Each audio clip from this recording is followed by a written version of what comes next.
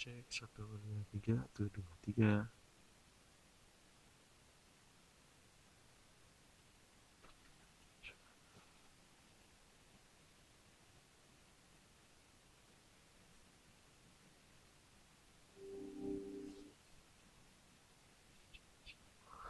Yes, masuk akhirnya.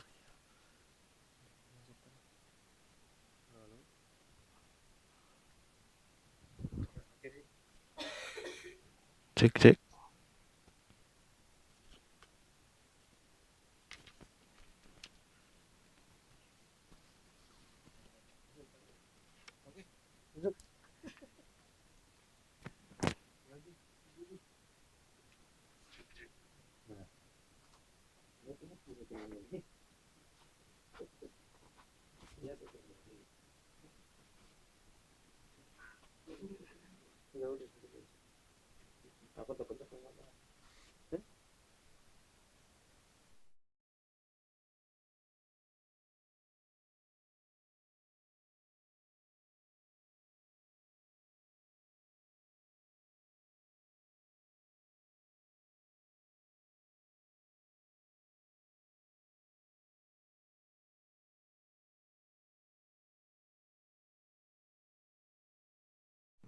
Halo kawan LAN, selamat datang.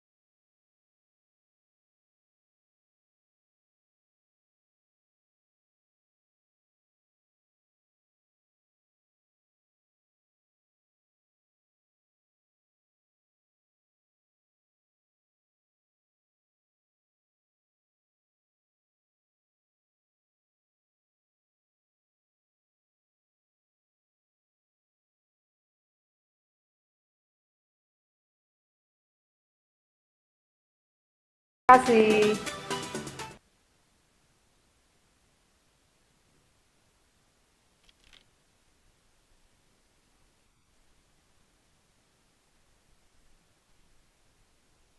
Selamat pagi kawan LAN. Kita berjumpa kembali di program Live Learning episode 14. Dalam 45 menit ke depan, saya Margareta Kausa akan membersamai kawan LAN, terutama dalam pembahasan terkait dengan teknik time management.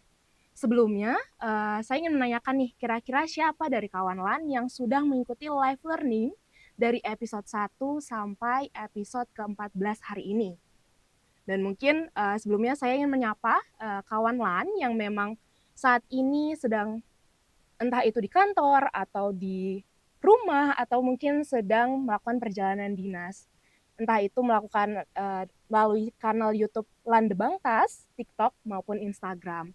Semoga dalam 45 menit ke depan kita bisa untuk sharing nih terkait dengan teknik dari time management itu sendiri.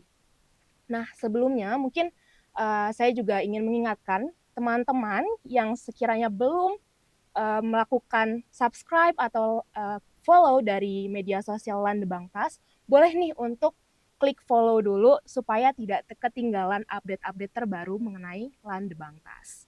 Oke, sebelum kita mulai nih, kira-kira dari kawan LAN, ada nggak sih yang kesulitan untuk mengatur waktu dulu waktu kita kecil kan kayak sering banget nih bingung kira-kira harus ngapain lagi ya setelah sekolah.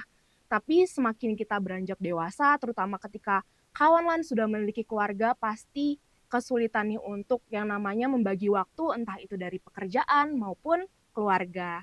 Nah, pada kesempatan kali ini, bersama saya Margareta Kalusa, saya ingin berbagi terkait dengan teknik-teknik yang mungkin bisa kawan LAN terapkan dalam mengatur waktu kawan LAN itu sendiri.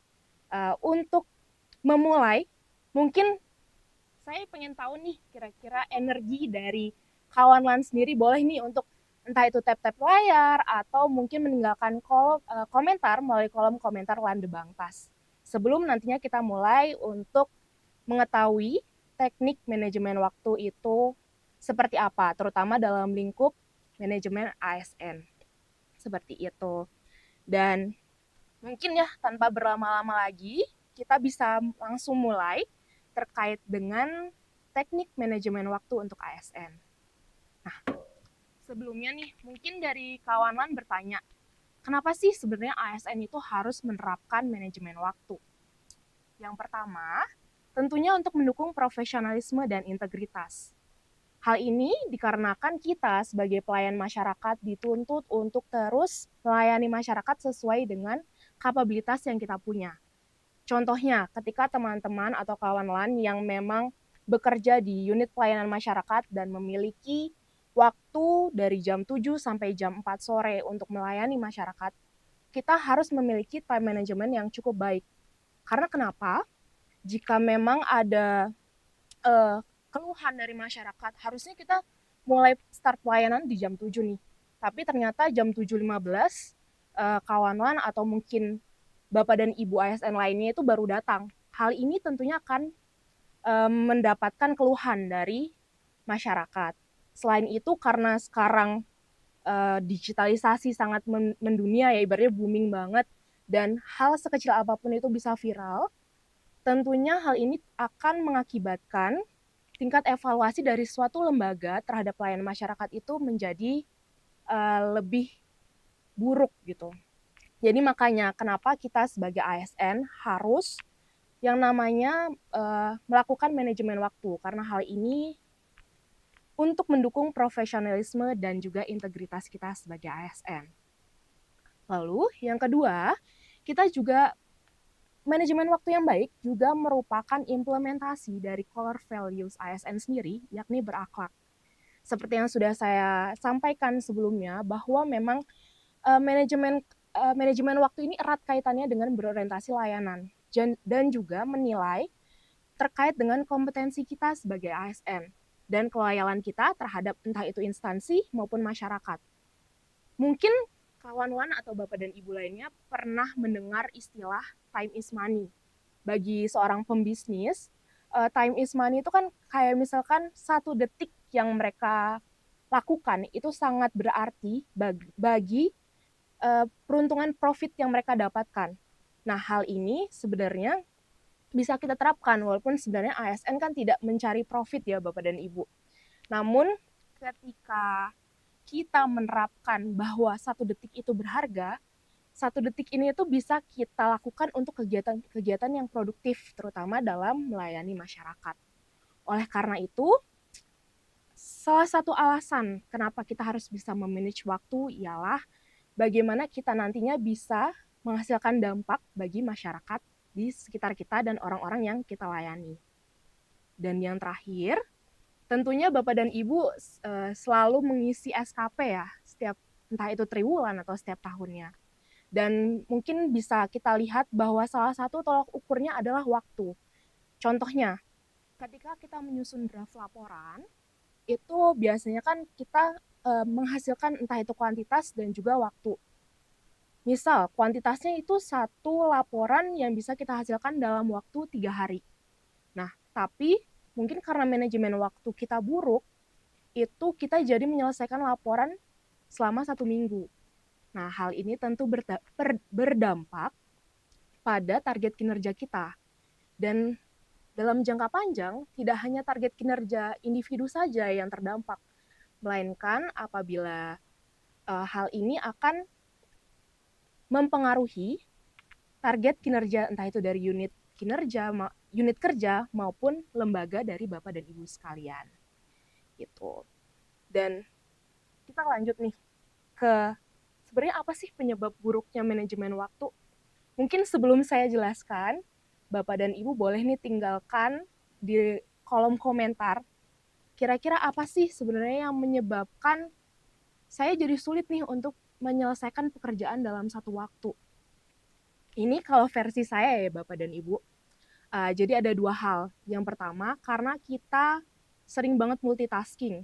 Misalkan kita lagi ngerjain pekerjaan A, atau let's say menyusun laporan gitu ya. Tiba-tiba kita terdistraksi oleh disposisi dari atasan yang meminta kita untuk mengerjakan surat penugasan lainnya. Gitu. Padahal memang kalau dari atasan itu meminta tidak harus diselesaikan hari itu. Tapi karena terdistraksi karena hal tersebut, kita jadi meninggalkan pekerjaan A tersebut, penyusunan laporan itu. Padahal seharusnya kita bisa membagi nih antara pekerjaan yang belum kita selesaikan dan juga pekerjaan baru yang memang seharusnya bisa kita alokasikan ke waktu yang lainnya. Itu salah satu penyebab dari buruknya kita memanage waktu kita. Dan yang kedua, mungkin entah itu terlepas dari gender ya Bapak dan Ibu. Mungkin kalau para bapak-bapak itu sukanya nonton YouTube atau mungkin main game ya. Sedangkan kalau ibu-ibu hobinya check out dari e-commerce gitu. Biasanya ada notif nih. Kalau ibu-ibu ada diskon 8% atau 10% gitu ya, terutama tanggal kembar gitu. Itu pasti terdistraksi dengan notifikasi tersebut. Dan alhasil waktu yang seharusnya kita alokasikan untuk mengerjakan sebuah pekerjaan itu jadi terdistraksi dengan notifikasi-notifikasi tersebut. Nah, oleh karena itu sebenarnya kalau misalkan Bapak dan Ibu tahu nih di HP ini ada feature do not disturb. Jadi ketika mungkin Bapak dan Ibu melakukan pekerjaan yang cukup penting, kita bisa mengaktifkan mode tersebut gitu. Jadi untuk upaya kita memanage waktu itu dapat ditanggulangi dengan fitur-fitur dari teknologi yang memang sudah hidup berdampingan dengan kita. Oke, selanjutnya kita masuk ke prinsip utama dari manajemen waktu. Yang pertama, prioritas. Seperti yang sudah saya sampaikan sebelumnya bahwa kita sebagai ASN tentunya memiliki banyak sekali kegiatan dari pagi hingga sore. Belum lagi setelah itu mungkin yang sudah berkeluarga akan kembali ke rumah dan mengerjakan pekerjaan-pekerjaan rumah lainnya gitu. Tentunya Bapak dan Ibu atau kawan LAN nih suka kebingungan kira-kira mana sih aktivitas yang harus saya kerjakan terlebih dahulu. Nah, kita bisa menyusun atau melakukan manajemen waktu dengan menentukan prioritas. Aktivitas-aktivitas mana sih yang patut untuk kita lakukan di awal gitu. Karena seperti yang Bapak dan Ibu lihat di layar kaca, bahwa setiap pekerjaan itu memiliki beban kerja yang berbeda. Dan Bapak dan Ibu juga harus mengetahui nih, sejauh mana kapabilitas kawan LAN untuk melakukan pekerjaan itu. Contohnya mungkin yang simple nih, kayak pengerjaan surat, itu kan mungkin tidak membutuhkan waktu yang lama ya.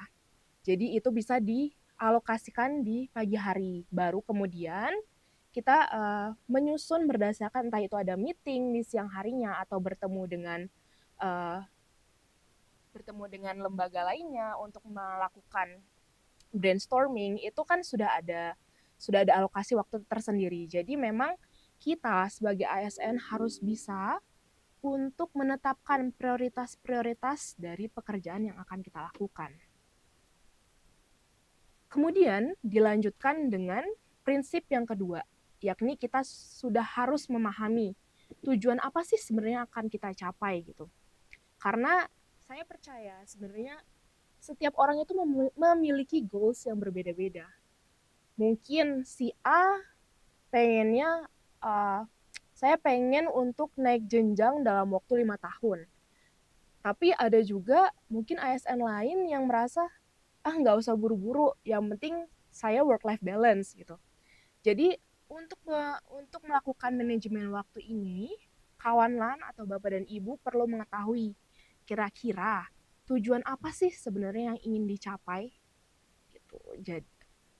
Jadi setelah menetapkan tujuan, kita juga harus tahu nih fleksibilitas kita dalam melakukan suatu aktivitas, terutama untuk manage waktu ya. Kita nggak boleh yang namanya, bukan nggak boleh, kita kalau bisa mengurangi bagaimana caranya kita itu menjadi kaku terhadap waktu. Jangan sampai ketika kita ada waktu luang 5 menit, ya mungkin bisa kita gunakan untuk brainstorming, tapi kita merasa bahwa kayaknya nggak bisa deh, 5 menit itu terlalu terlalu pendek gitu. Padahal 5 menit itu tuh berharga gitu untuk kita bisa meningkatkan produktivitas. Jadi jangan sampai ibaratnya kita menjadi kaku terhadap alokasi waktu yang telah kita tetapkan sebelumnya. Kita tetap harus bisa bersikap fleksibel gitu terhadap apapun kejadian-kejadian yang terjadi di hidup kita. Karena tentu Bapak dan Ibu tahu ya bahwa kehidupan ini penuh dengan ketidakpastian. Bisa tiba-tiba ya, atasan memanggil atau mungkin tiba-tiba ada kejadian lain seperti anak kita sakit, seperti itu. Jadi kita harus fleksibel terhadap aktivitas yang telah kita tetapkan sebelumnya. Dan yang terakhir, ini merupakan poin yang cukup penting, kawan LAN. Jadi kita harus bisa merefleksi setiap kegiatan yang kita lakukan. Contohnya, kayak misalkan saya nggak bisa nih memanage waktu atau mengerjakan penugasan dalam waktu 30 menit. Padahal padahal kapabilitas kita itu ada di waktu 45 menit gitu. Nah, kita harus refleksi kira-kira sebenarnya waktu yang saya butuhkan untuk mengerjakan pekerjaan itu tuh berapa lama sih gitu. Sehingga nantinya kita membuat adanya ruang improvement dalam melakukan manajemen waktu itu sendiri. Jadi, yang pertama kita harus tahu kapabilitas diri kita, lalu yang kedua kita juga harus melakukan refleksi terhadap apapun yang kita lakukan. Itu poin pentingnya Bapak dan Ibu. Oke, kita masuk ke teknik-teknik dalam manajemen waktu. Pada kesempatan ini, saya akan ibaratnya berbagi terkait dengan 4 teknik yang mungkin bisa Bapak dan Ibu lakukan dalam memanage waktu, ya terutama ketika aktivitas kita sedang padat-padatnya ya, seperti itu. Yang pertama, ini ada teknik Eisenhower. Jadi, sedikit cerita Bapak dan Ibu. Teknik ini diciptakan oleh seorang mantan presiden Amerika, yakni presiden ke-34, bernama Dwight R. Eisenhower. Makanya kenapa teknik ini dinamakan Eisenhower. Kilas baliknya, beliau ini pernah menjadi Jenderal Angkatan Darat dan juga pemimpin NATO. Nah, hal ini menyebabkan beliau ini memiliki banyak sekali aktivitas setiap harinya. Contohnya kita sebagai jabatan fungsional saja pasti memiliki banyak aktivitas ya setiap harinya.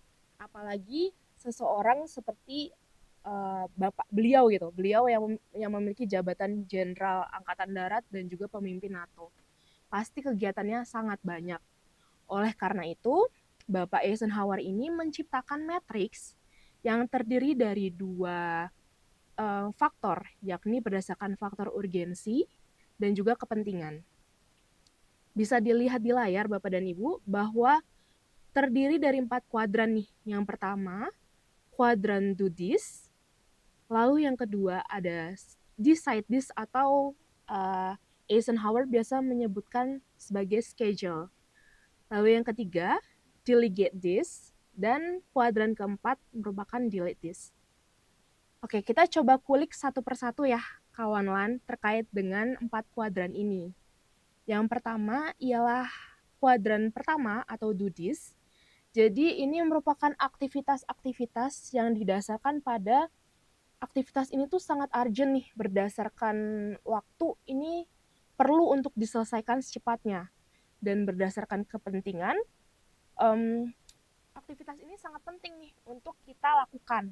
Gitu. Jadi kita harus melakukan pekerjaan ini secepatnya tentunya dengan waktu dan kualitas yang tepat. Seperti itu. Sedangkan untuk kuadran kedua itu merupakan decide this atau schedule. Jadi sebenarnya aktivitas ini tuh nggak terlalu urgent ya, periode waktunya tuh cukup panjang. Tapi secara kepentingan ini sangat penting untuk dilakukan. Jadi kita bisa menjadwalkan kegiatan ini untuk nantinya kita lakukan. Seperti itu. Dan yang ketiga, itu urgent, tapi bagi kita ini nggak terlalu penting untuk dilakukan. Ibaratnya kita bisa mendelegasikan kegiatan ini ke orang lain. Mungkin kalau kawan lan bingung ya, ini seperti pembuatan surat gitu. Pembuatan surat ini kita bisa meminta tolong, entah itu ke rekan kerja, atau mungkin kita bisa meminta tolong ke Microsoft Word gitu ya, kayak membuat mail merge. Jadi kan pekerjaannya lebih cepat. Jadi memang untuk kuadran ketiga ini secara urgensinya tuh penting untuk dilakukan. Tapi secara aktivitas ini nggak terlalu bukan terlalu utama gitu untuk diselesaikan. Nah, itu masuk ke kuadran ketiga. Lalu yang terakhir, berdasarkan mungkin Bapak dan Ibu bisa melihat di slide ya, itu ada delete this. Jadi bisa diumpamakan bahwa aktivitas-aktivitas ini merupakan aktivitas yang tidak memiliki nilai tambah, atau biasanya anak teknik tuh ngomongnya non value added activity, yang mana kita harus mengurangi karena nantinya akan menurunkan produktivitas kita sebagai entah itu sebagai ASN ataupun pegawai. Itu jadi keempat kuadran ini membantu kita dalam menentukan kira-kira aktivitas-aktivitas mana saja yang bisa kita lakukan secepatnya, atau justru kita bisa mengurangi atau mendelete aktivitas tersebut.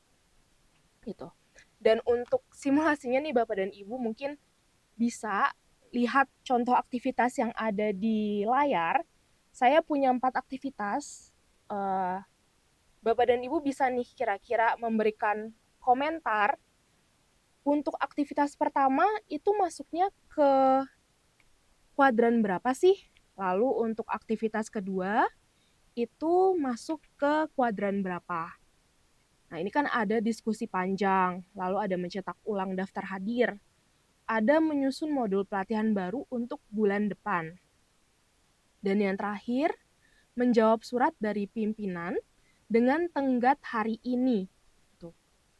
Mungkin ada yang bertanya-tanya juga, sebenarnya penentuan ini tuh berdasarkan judgement siapa sih? Nah, ini balik lagi Bapak Ibu.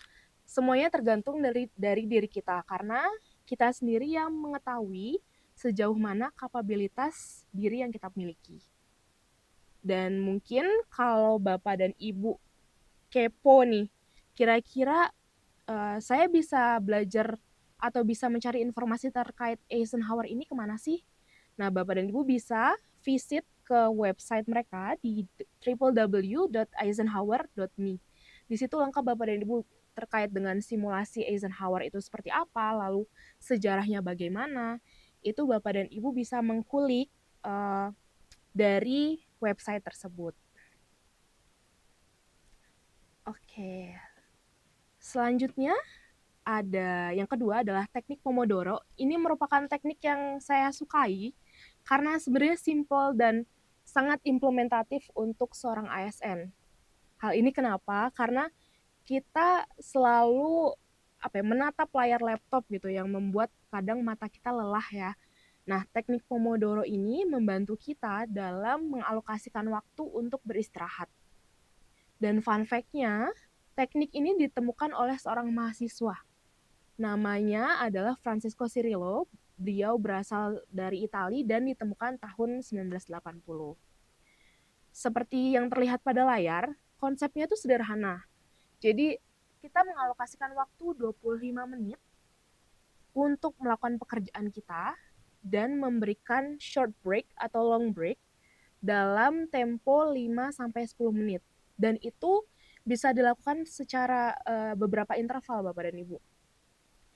Hal ini sebenarnya sangat berdampak sih karena benar-benar bisa mengurangi burnout dan juga melindungi mata kita dari paparan sinar laptop ataupun gadget lainnya. Dan mungkin kalau kawan LAN ada yang kepo mau langsung eksekusi, ini bisa banget langsung visit ke website, salah satu website yang memfasilitasi teknik Pomodoro ini di pomofocus.io atau studiewithme.io gitu. Dan teknik yang ketiga ini merupakan teknik yang sebenarnya adalah teknik proyek manajemen.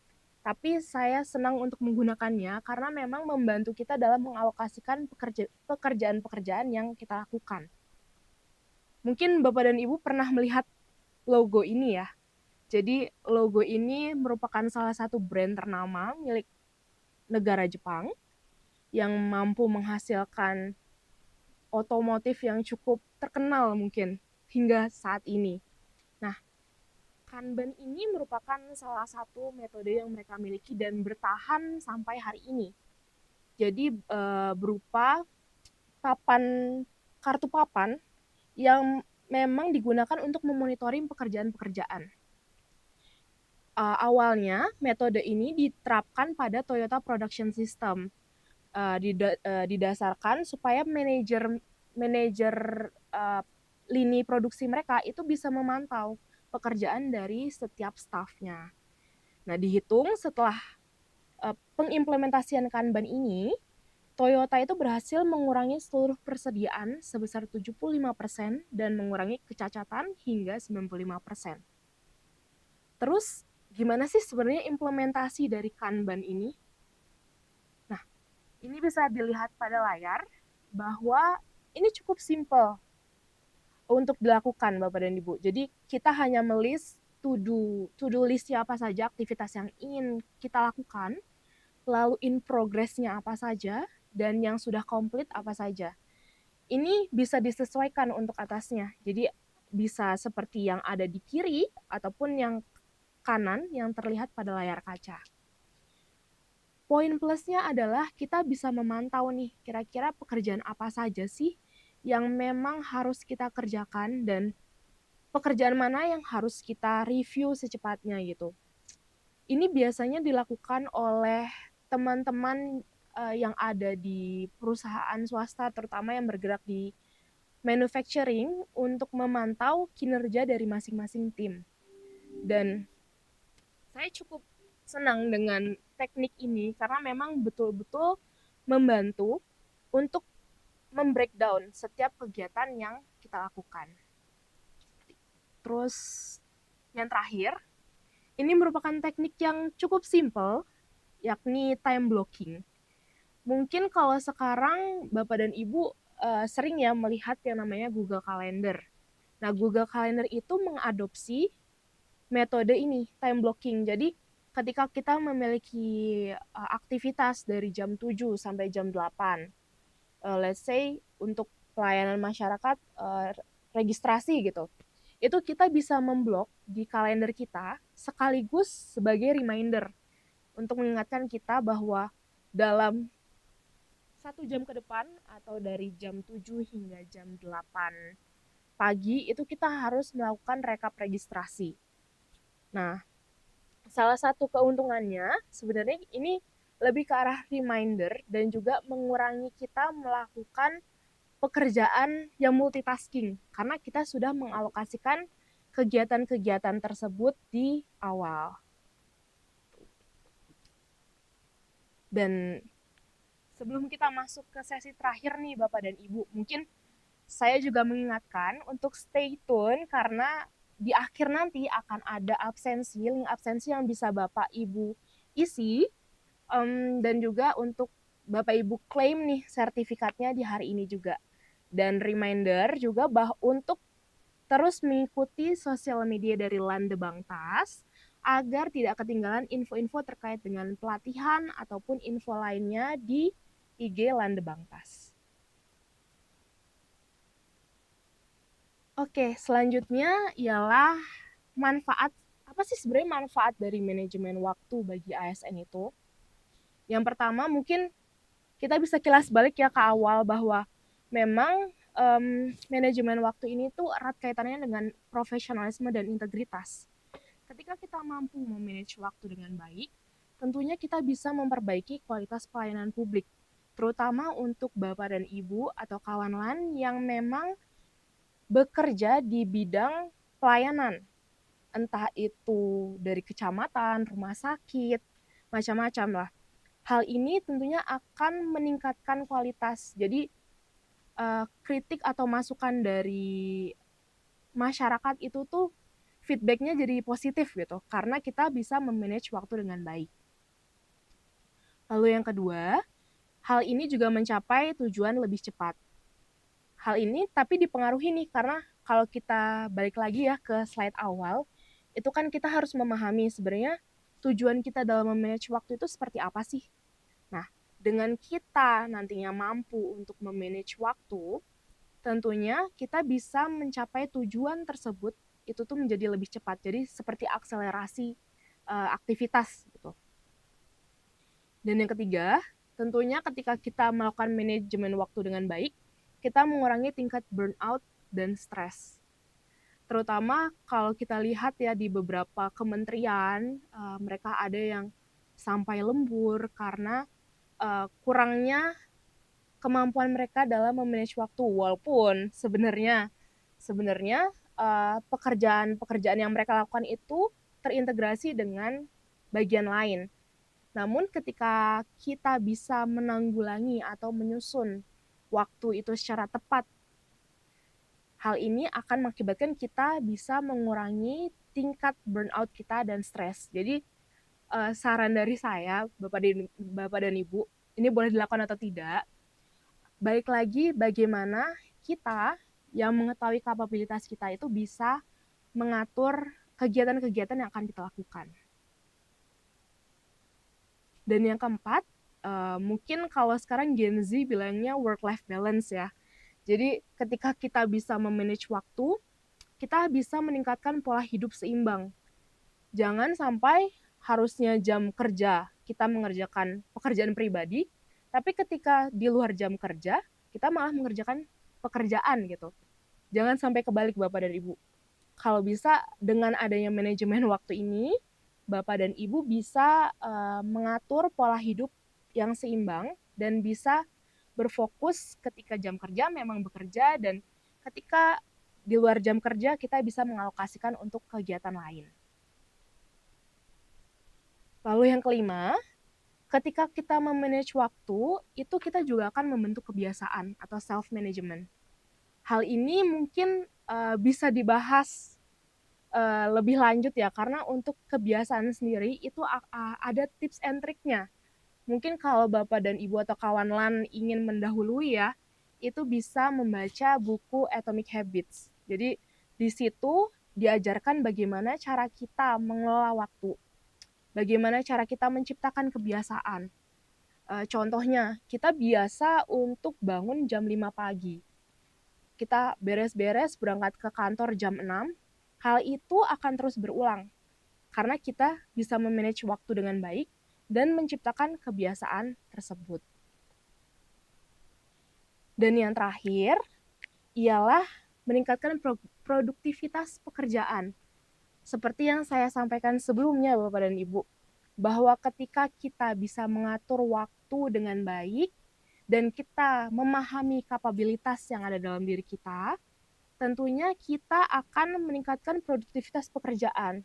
Terutama apabila kita bisa memilah nih, mana pekerjaan yang menghasilkan nilai tambah dan mana pekerjaan yang memang bersifat non-value added. Ibaratnya kalau orang teknik bilangnya sebuah waste ya, yang memang pekerjaan-pekerjaan yang tidak sepatutnya kita lakukan gitu. Contohnya bergosip, atau mungkin scroll e-commerce, atau mungkin buka sosial media gitu.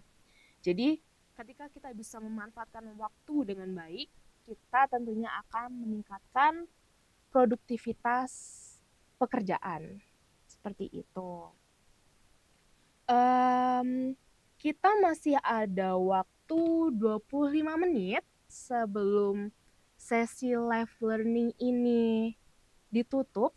Mungkin Bapak dan Ibu yang ingin bertanya terkait dengan teknik-teknik time management, boleh banget untuk meninggalkan di kolom komentar nih.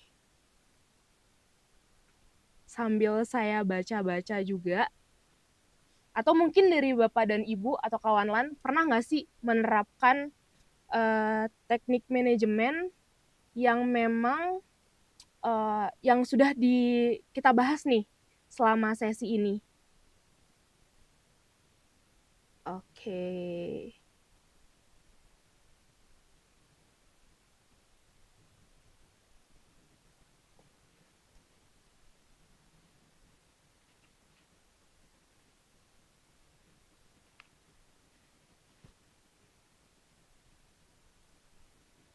Ini saya sambil melihat ya dari kolom komentar yang ada di Instagram, TikTok, dan YouTube.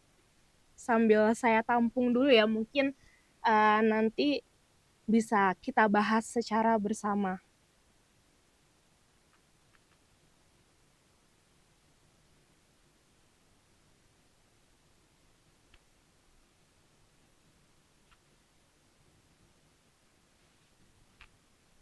Ini saya coba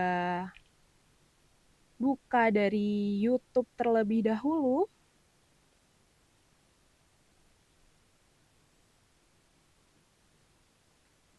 Dari Ibu Alia Panji Nurafifah. Halo Kak, izin bertanya. Gimana cara kita memastikan pekerjaan tidak menumpuk? Oke, kalau saran dari ini merupakan saran ya Bu ya. Boleh diimplementasikan atau mungkin dari Ibu ada teknik-teknik lain nih yang mau diimplementasikan. Caranya adalah mungkin lebih ke arah penggunaan teknik Eisenhower tadi. Jadi Bu Alia bisa untuk menerapkan mana sih pekerjaan yang urgent banget untuk dilakukan dan mana pekerjaan yang mungkin seharusnya nggak saya lakukan gitu. Nah, di kuadran 3 ini, Bu Alia juga bisa melihat ada yang namanya delegate this. Delegate this di sini tidak selalu kita meminta tolong ke rekan kerja. Kita tahu kan sekarang zamannya AI ya. AI yang membantu kita untuk terus ibaratnya mempermudah lah pekerjaan kita. Nah, ketika memang pekerjaan itu bisa untuk didelegasikan, kita bisa nih untuk ibaratnya membagi pekerjaan-pekerjaan tersebut, entah itu ke rekan kerja atau meminta tolong kepada AI. Itu menurut saya cukup membantu ya, karena apalagi dengan adanya AI, itu cukup membantu pekerjaan kita yang tadinya mungkin kita butuh untuk teman diskusi nih, tapi rekan kerja kita semuanya sibuk gitu. Nah, kita bisa mengajak AI untuk berdiskusi. Tapi, ada tapinya nih Bapak dan Ibu, kita juga harus bijak dalam menggunakan hal tersebut. Dan mungkin balik lagi ya ke pertanyaan dari Bu Alia, kita bisa menggunakan teknik ini Bu, teknik Eisenhower. Jadi, kita buat to-do list dulu, aktivitas-aktivitas apa yang kita lakukan, dan kita mulai plotting nih, kira-kira aktivitas A itu bisa masuk kemana, lalu aktivitas B masuknya kemana. Jadi ketika ada aktivitas yang menurut Bu Alia, oh ini harusnya nggak saya kerjakan karena tidak memiliki urgensi yang cukup tinggi dan juga tidak terlalu penting. Nah, kita bisa mengeliminasi aktivitas tersebut. Gitu. Mudah-mudahan terjawab Bu Alia dan semoga bisa mengimplementasikan ya, karena memang untuk melakukan teknik ini secara teori cukup mudah, tapi untuk mengimplementasikan itu kembali lagi ke niat kita, apakah kita memang mau untuk melakukan penerapan tersebut gitu. Semuanya kembali lagi ke diri kita. Lalu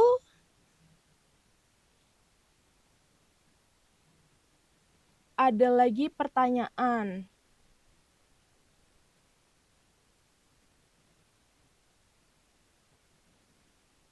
Oke, ini dari Pak Hifzi Nurfahma. Kalau dapat tugas mendadak, Kesalahan apa yang paling sering ASN lakukan dalam mengatur waktu? Dan bagaimana cara praktis menghindarinya? Kesalahannya biasanya yang paling sering saya lihat dari rekan kerja itu kepanikan. Itu merupakan salah satu yang mungkin bisa kita minimalisir. Jadi kita harus seperti tadi yang telah saya sampaikan sebelumnya, bahwa ada 4 prinsip manajemen waktu.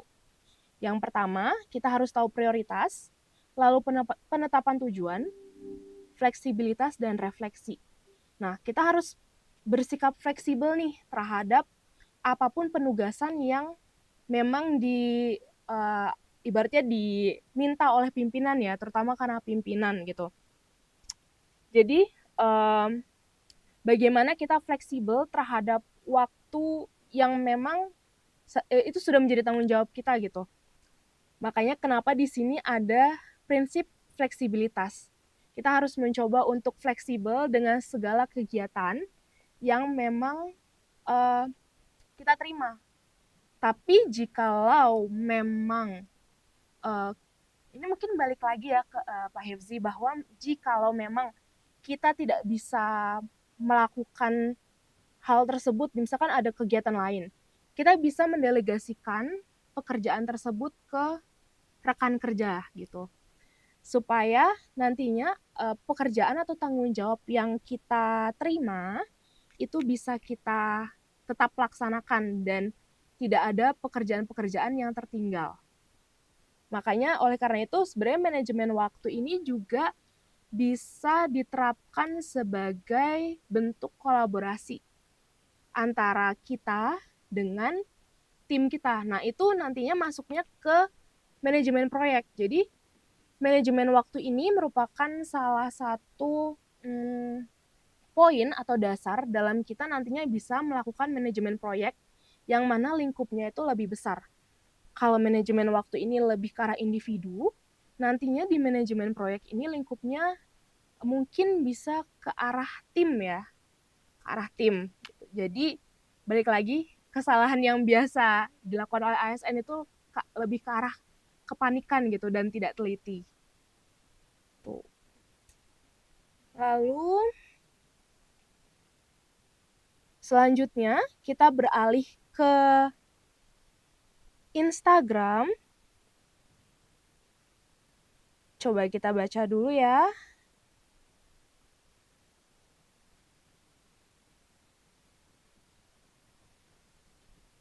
Dari Bapak Sofyan Eko Putra. Halo Kak, gimana kalau ada kegiatan mendadak yang urgent tapi tidak bisa didelegasikan? Wah, ini cukup rumit sebenarnya. Tapi kembali lagi, kita masih ada di slide ini. Jadi prinsip utamanya adalah prioritas. Bagaimana kita menentukan aktivitas-aktivitas yang memang menjadi prioritas kita. Mungkin kita sekalian bahas ya terkait dengan teknik Eisenhower ini. Terutama di nomor 3 dan 4. Jadi ada penyusunan modul pelatihan baru untuk bulan depan dan menjawab surat dari pimpinan dengan tenggat hari ini. Nah, ketika kita ada kegiatan mendadak yang urgent, tentunya ini kan berarti masuk ke urgensi yang dengan tingkat yang cukup tinggi dan juga kepentingan yang tinggi. Maka lakukan itu. Untuk kegiatan lainnya, kita kan pasti punya banyak kegiatan yang kita lakukan ya setiap harinya ya, terutama pekerjaan-pekerjaan yang memang menjadi daily task kita gitu. Nah, itu bisa kita alihkan ke hal yang not urgent, tapi sebenarnya penting. Sama seperti yang nomor 3 ini kan. Yang nomor 3 ini menyebutkan bahwa penyusunan modul pelatihan baru tapi untuk bulan depan gitu. Jadi dalam mengatur sebuah aktivitas ya, kita juga harus tahu nih kira-kira timeline-nya itu sejauh apa dan seberapa cepat sih kita bisa menyelesaikannya. Seperti itu Bapak Sofyan. Oke, apakah ada pertanyaan lagi dari kawan LAN? Mungkin sambil mengingatkan untuk terus stay tune ya Bapak dan Ibu, karena nantinya di akhir sesi setelah Q&A ini akan dilampirkan link daftar hadir untuk bisa Bapak dan Ibu isi dan untuk bisa Bapak dan Ibu klaim nih sertifikatnya. Tuh. Oke, lalu saya kembali lagi ke YouTube. Ini ada pertanyaan.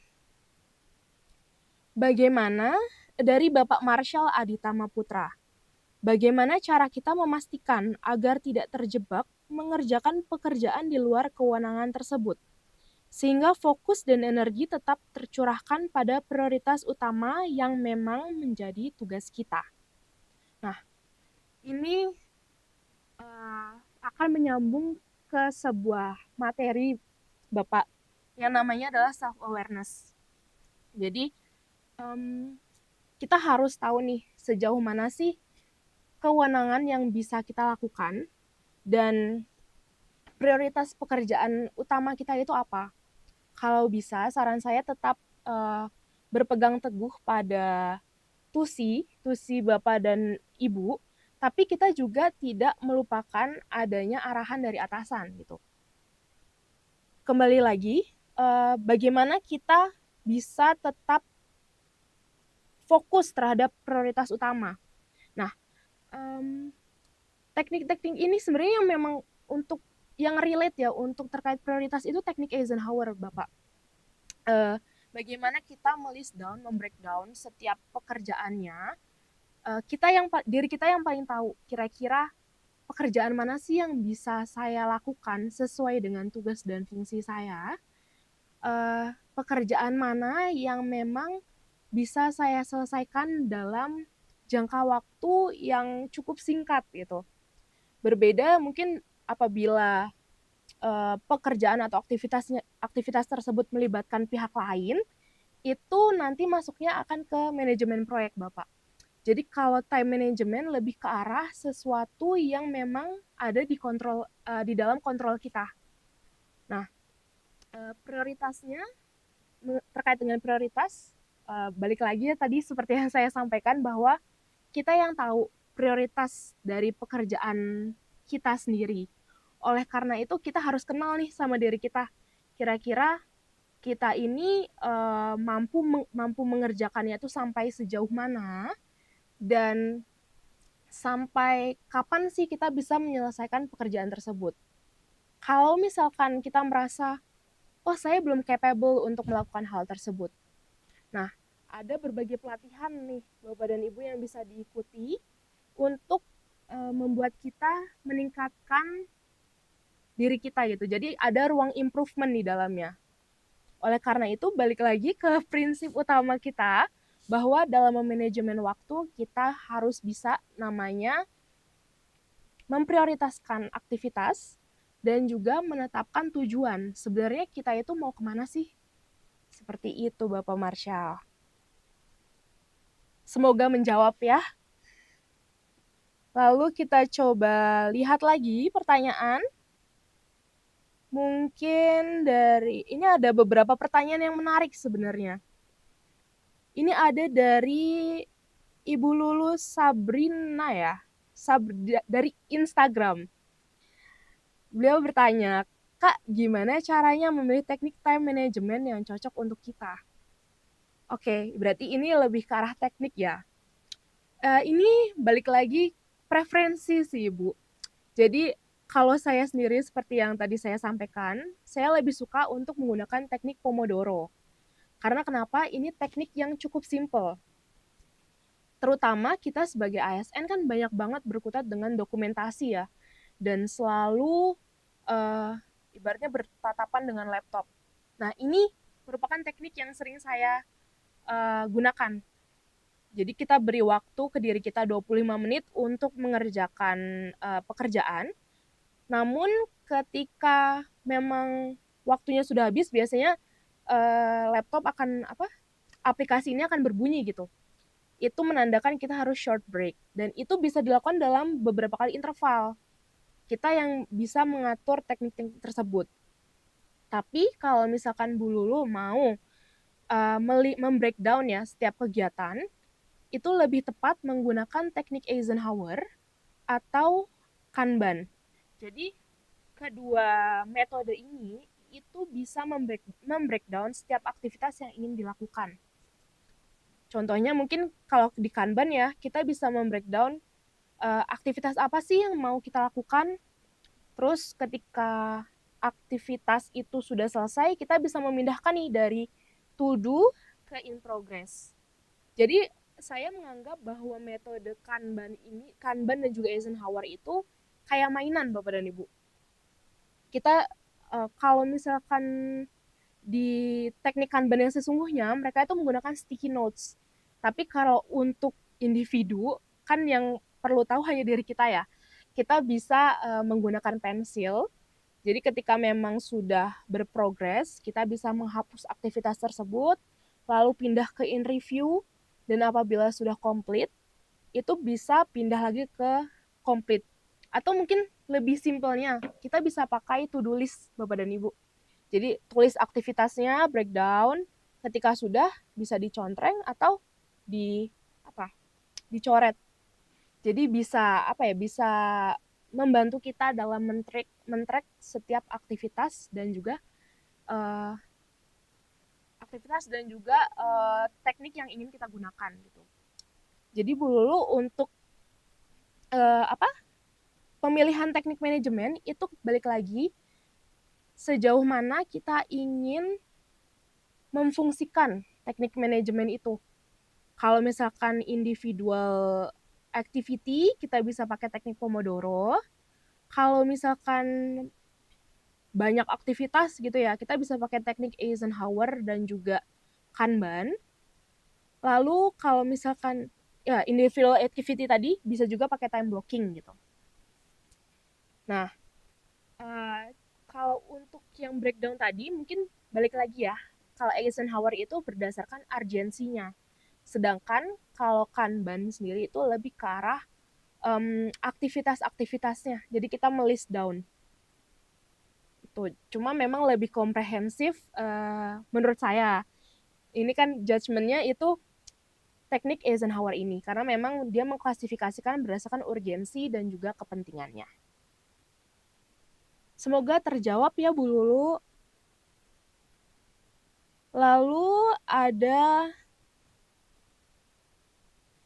dari Instagram dari Bapak Andika. Bagaimana cara menghindari multitasking yang justru mengurangi produktivitas? Oke, ini menarik karena memang multitasking itu sesuatu yang tidak bisa kita hindari ya. Karena kadang secara tidak sadar kita terdistraksi nih, padahal lagi mengerjakan sesuatu, entah itu ada telepon atau ada email masuk, akhirnya kita meninggalkan nih pekerjaan yang sedang kita lakukan. Nah, caranya itu kita bisa tadi mengeliminasi.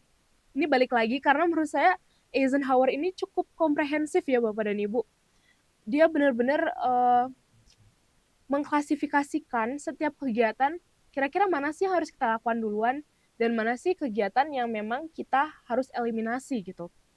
Nah, untuk pertanyaan dari Pak Andika ini, kita bisa menggunakan teknik ini Bapak. Jadi kita ini juga dibantu dengan self awareness ya dari dalam diri kita. Bagaimana caranya kita menyadari sebenarnya kegiatan yang kita lakukan itu tuh tidak meningkatkan produktivitas loh. Contohnya bermain HP, lalu scroll sosmed, atau mungkin kita bosen nih terus jalan-jalan ke meja rekan kerja kita. Nah, itu kan sebenarnya hal-hal yang bisa kita hindari secara alam bawah sadar kita gitu. Oleh karena itu, untuk menghindari multitasking, kita harus memiliki self-awareness yang cukup tinggi. Itu sih kuncinya, karena kunci dari manajemen waktu sendiri ini lebih ke arah bagaimana kita mengenal diri kita lebih jauh. Gitu. Oke, mungkin pertanyaan terakhir ya, Bapak dan Ibu. Ini dari Fatma Hijri di Instagram. Apa perbedaan antara aktivitas yang penting dan aktivitas yang mendesak? Oke, berarti ini konteksnya di Eisenhower Matrix ini ya, Ibu. Jadi kalau aktivitas yang penting dan mendesak, kalau mendesak itu berdasarkan faktor waktu, Ibu. Jadi kalau kita balik ke contoh, mendesak ini ada keterangan waktunya gitu. Bulan depan, hari ini. Nah, itu kan mendesak tuh. Kalau hari ini kan berarti kita harus menyelesaikan secepatnya. Sedangkan kalau penting atau tidak penting, itu contohnya kayak menyusun modul, itu penting untuk kinerja kita. Lalu menjawab surat pimpinan, itu juga penting. Mencetak ulang daftar hadir, itu sebenarnya bisa kita delegasikan gitu, Ibu. Menurut kita, menurut judgement kita, itu tidak terlalu penting, karena kan sebenarnya daftar hadirnya itu sudah ada, tapi memiliki kesalahan gitu. Nah, itu bisa kita, ibaratnya kita oper, kita reduksi lah, reduksi kepentingannya. Saya tidak bilang itu tidak penting, tapi untuk secara prioritas itu bisa direduksi gitu untuk kepentingannya. Nah, balik lagi, jadi perbedaan antara penting dan tidak dan mendesak itu lebih ke arah yang satunya faktor waktu, yang satunya mungkin bisa dibilang lebih ke arah faktor kualitas mungkin ya Bu ya.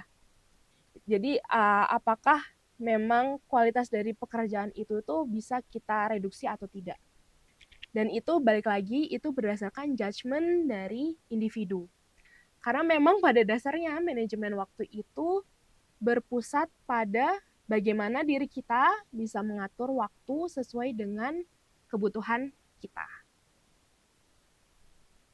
Oke, mungkin ini sebelum sesi live learning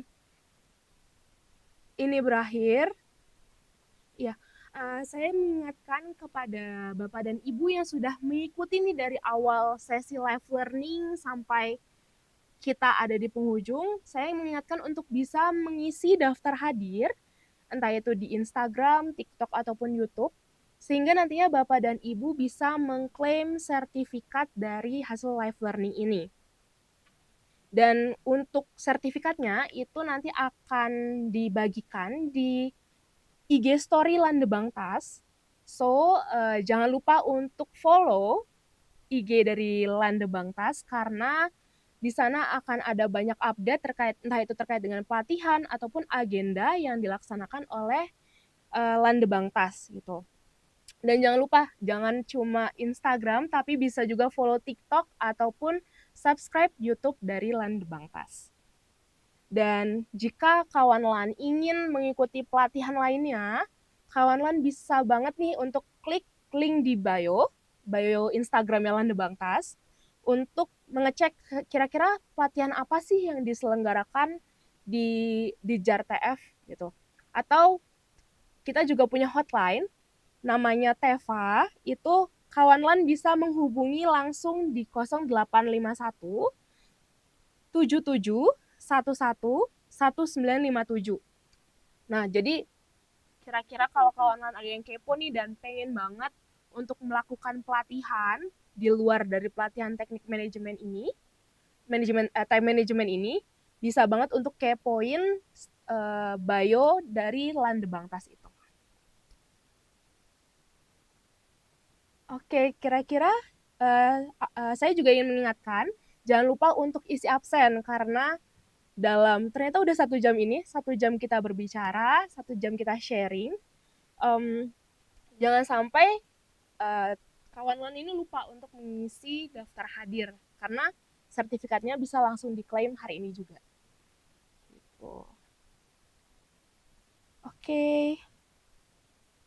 Mungkin terakhir sebagai penutup nih, setelah Q&A, ini ada satu quotes yang ingin saya sampaikan. We own all of our time. Nah, apa sih artinya gitu? Kita bertanggung jawab terhadap waktu yang kita miliki. Apapun waktunya. Jadi, satu detik yang kita miliki itu kita bertanggung jawab terhadap diri kita sendiri. Jadi kalau bisa, apapun yang kita lakukan, apapun yang kita ingin rencanakan, itu nantinya akan berdampak terhadap waktu yang kita miliki. Gitu. Jadi kita benar-benar harus bertanggung jawab. Mungkin kayak film Sore ya Bapak dan Ibu ya, itu kan ada peran waktu tuh di dalamnya sebagai salah satu tokoh.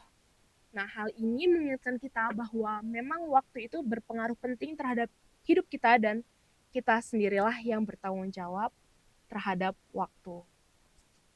Oke, mungkin itu dari saya Bapak dan Ibu. Untuk live learning episode 14 ini, jangan lupa untuk stay tune terus di IG Lande Bangtas dan semoga kita bisa bertemu di live learning episode 15. Sekian, selamat pagi dan sampai jumpa.